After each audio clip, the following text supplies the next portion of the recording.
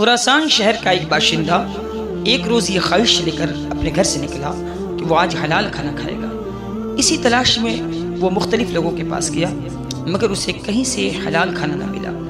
لوگوں نے اسے بتایا کہ اگر تو حلال کھانا ہی چاہتا ہے تو بغداد میں ایک ایسی ہستی ہے جن کے پاس سے تجھے حلال کھانا مل جائے گا۔ وہ شخصیت ہیں حضرت حسن بصری رضی اللہ تعالی عنہ۔ وہ شخص وہاں سے روانہ ہو گیا اور سفر کرتے کرتے بغداد جا پہنچا۔ وہاں حضرت حسن بصری رضی اللہ تعالی عنہ کے پاس حاضر ہوا اور عرض کی کہ حضرت، میں آپ کے پاس صرف اس لیے آیا ہوں کہ حلال کھانا کھا سکوں۔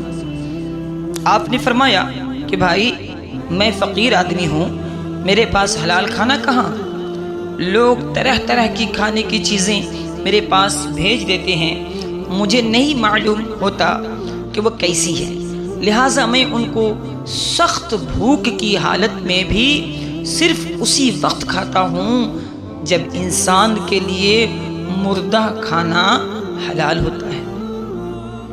ہاں، البتہ میں تجھے ایک ایسے آدمی کا پتہ بتا سکتا ہوں جہاں سے تجھے حلال کھانا مل سکتا ہے۔ تو فلاں گاؤں میں فلاں شخص کے پاس چلا جا اور اس کو کہنا کہ مجھے حلال کھانا کھلائے۔ وہ آدمی وہاں سے اس گاؤں کی طرف چل پڑا جس کے بارے میں حضرت حسن بصری رضی اللہ تعالی عنہ نے بتایا تھا۔ بالآخر وہ آدمی اس گاؤں میں اس شخص کے پاس جا پہنچا جس کا نام اسے حضرت حسن بصری نے بتایا تھا۔ اس نے دیکھا کہ وہ ایک نوجوان آدمی تھا جو اپنے بیلوں کو زمین میں ہل چلانے کے لیے ہانک کر لے جا رہا تھا۔ اس کے پاس تھوڑا سا چارہ اور پانی بھی تھا جو اس نے اپنے بیلوں اپنے دونوں کندھوں پر لٹکایا ہوا تھا اور ہاتھ میں چمڑے کا بنایا ہوا چابک پکڑ رکھا تھا۔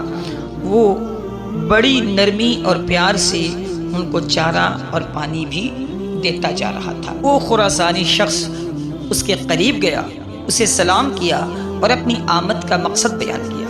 اس نے کہا کہ اے میرے بھائی، اگر آپ کچھ دن قبل میرے پاس آتے تو میں ضرور آپ کی مدد کرتا، لیکن اس وقت مجھے معذور سمجھے کیونکہ کچھ عرصہ پہلے یہ دونوں بیل آپس میں لڑ پڑے تھے اور ان میں سے ایک بیل میرے پڑوس کی زمین میں چلا گیا۔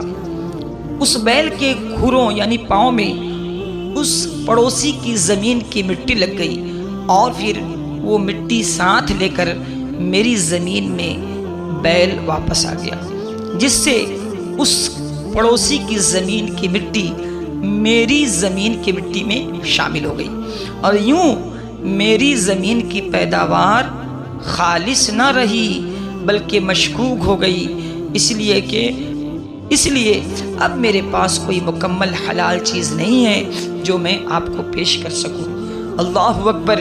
کہاں وہ دور اور کہاں آج کا دور کہ لوگ اپنے حلال رزق کو جان بوجھ کر حرام کر لیتے ہیں۔ تھوڑی سی مٹی دوسرے کی زمین کی اپنی مٹی میں شامل ہو گئی تو اپنے کھیت کی پیداوار کو حلال تک تصور نہ کرتے تھے لوگ اپنے لیے۔